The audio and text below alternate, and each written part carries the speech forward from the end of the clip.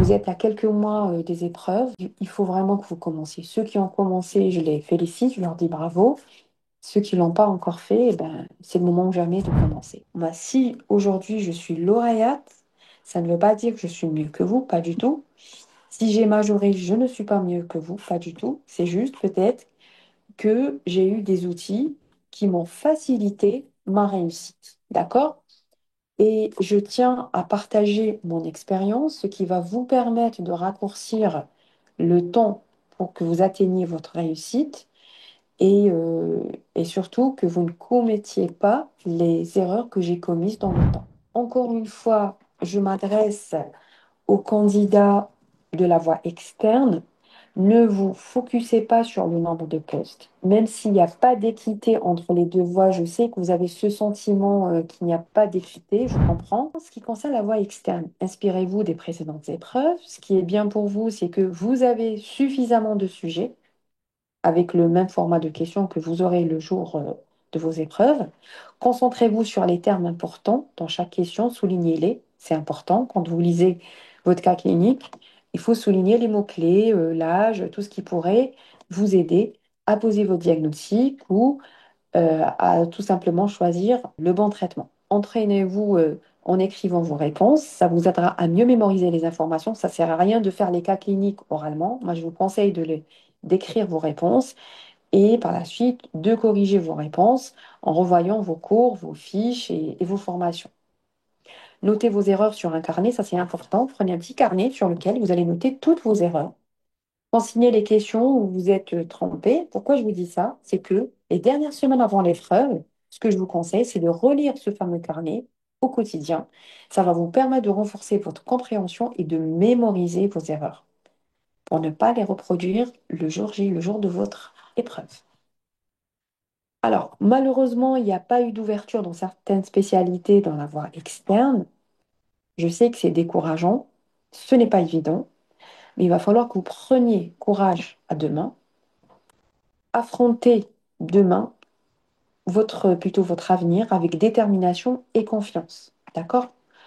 Il faut vous former beaucoup plus. Pensez à vous inscrire au DU, au DIU, ce qui va vous aider un petit peu pour votre futur parcours de consolidation. Vous allez finir un jour par être lauréat.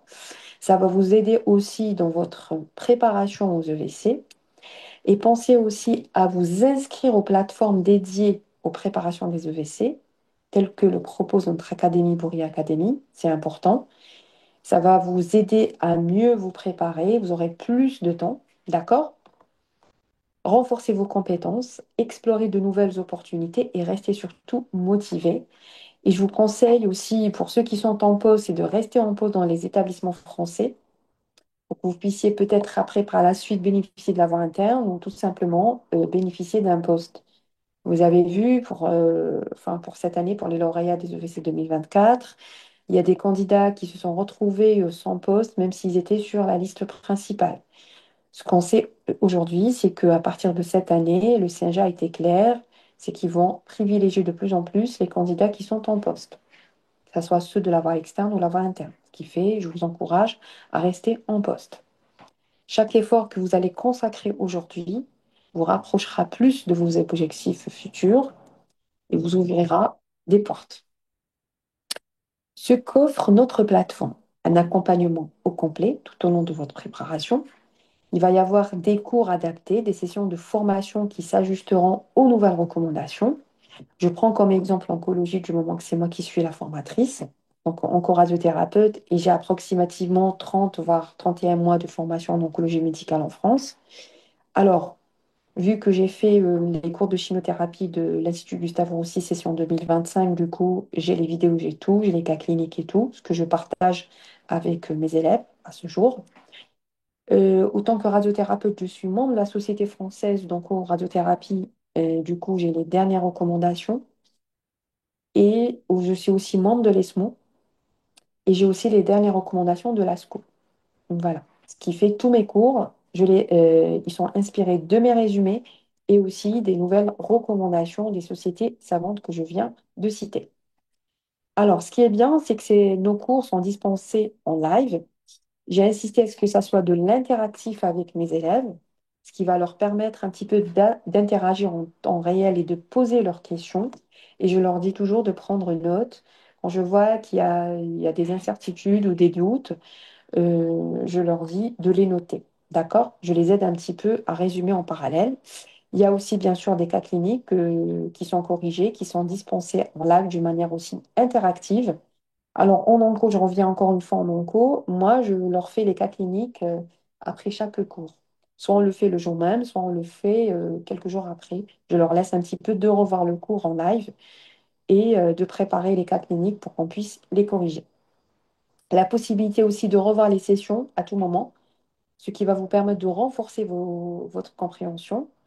Et surtout, ce qui est bien, c'est que nous avons un groupe WhatsApp dans lequel il y a des échanges entre nos candidats, entre nos élèves et les formateurs. D'accord? Ce qui va favoriser les partages d'idées et d'expériences. Et surtout, c'est que chaque candidat va profiter des erreurs des autres. Soyez assurés que nous sommes là pour vous soutenir et vous guider vers votre réussite.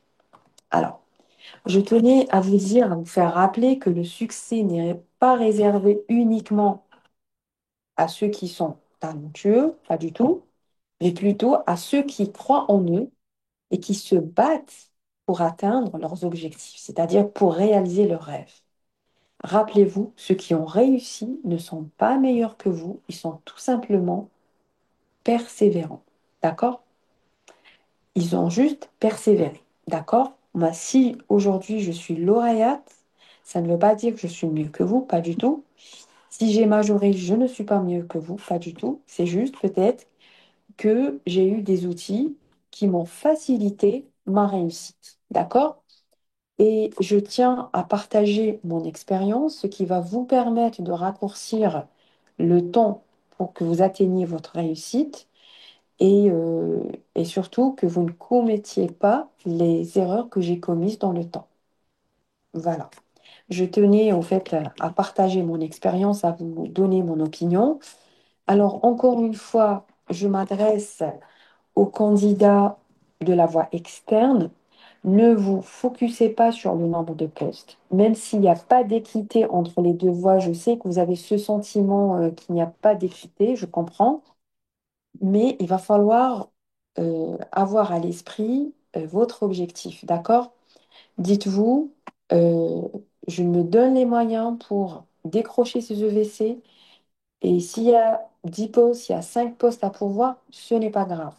Je ferai en sorte à ce que je sois parmi les meilleurs et pourquoi pas que vous majoriez. D'accord? Moi, personnellement, l'année passée, j'aurais jamais pensé être major et je l'ai été. Je ne l'ai pas su le jour des résultats du moment que l'ordre de mérite n'y est plus.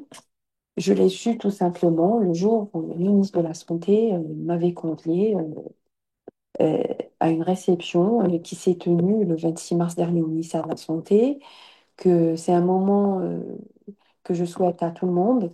C'est un moment où ça m'a permis bien sûr, de connaître le ministre, de lui poser toutes les questions sur nos parcours de consolidation. Et j'insiste, c'est ce jour-là, je me rappelle dans son discours, il avait bien dit qu'il va y avoir des facilités pour ceux qui sont en poste.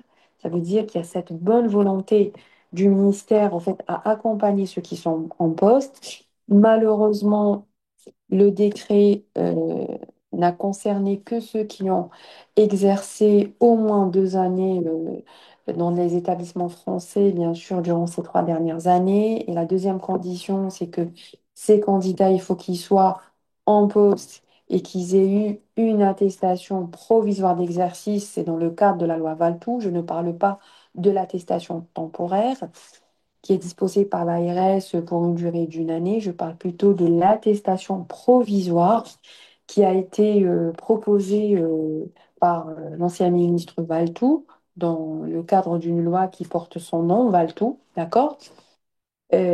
Voilà. Bon, ce qui est positif dans cette loi, c'est que pour ceux qui, euh, qui arriveront à décrocher les EVC, ils pourront par la suite bénéficier d'un raccourcissement du parcours de consolidation, ce qui n'est pas rien, c'est 6 mois, c'est énorme. Et voilà. Alors, ce qui fait, dites-vous qu'il y a du bien. Et pour ceux qui ne remplissent pas ces critères, ce n'est pas une fatalité. Il faudrait continuer à réviser, persévérer. En fait, le carburant, c'est bien la volonté, c'est la persévérance, d'accord? Je ne vais pas vous dire que ça va être rose tous les jours, pas du tout. Il va y avoir des moments où vous allez désespérer, il y aura des moments où vous allez être fatigué. Et c'est pourquoi j'insiste à ce que vous soyez entouré par des personnes positives, pratiquez du sport. Si vous ne pouvez pas pratiquer du sport, sortez, marchez, faites 30 minutes de marche, regardez des films que vous aimez, faites des choses qui pourront vous procurer de l'énergie positive. C'est très important. Vous êtes à quelques mois des épreuves, il faut vraiment que vous commenciez. Ceux qui ont commencé, je les félicite, je leur dis bravo. Ceux qui ne l'ont pas encore fait, eh ben, c'est le moment ou jamais de commencer. D'accord? Encore une fois, inspirez-vous des épreuves précédentes pour les deux voies, c'est important même pour la voie interne, parce que sachez que le jury ne va pas trop se casser la tête, ils vont s'inspirer des épreuves précédentes, ils vont certainement vous mettre les mots-clés, ils vont vous mettre des petits pièges, et c'est pourquoi il faut vraiment être attentif, lisez bien les propositions, et voilà. Et notez encore une fois les numéros des questions auxquelles vous avez des doutes sur vos brouillons, ce qui va vous permettre un petit peu de revenir dessus sans que vous relisiez tout le sujet, d'accord?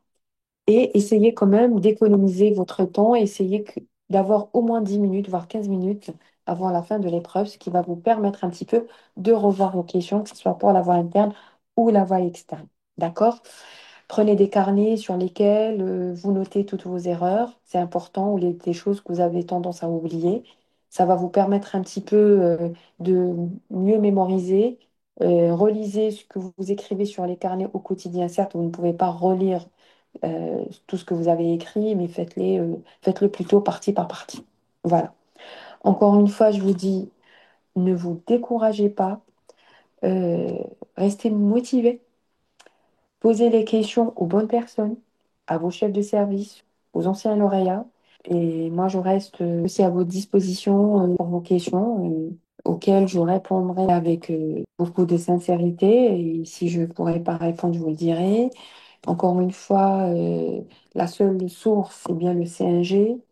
Ne suivez pas trop ce qui se dit sur les réseaux sociaux. La source, c'est bien le CNG.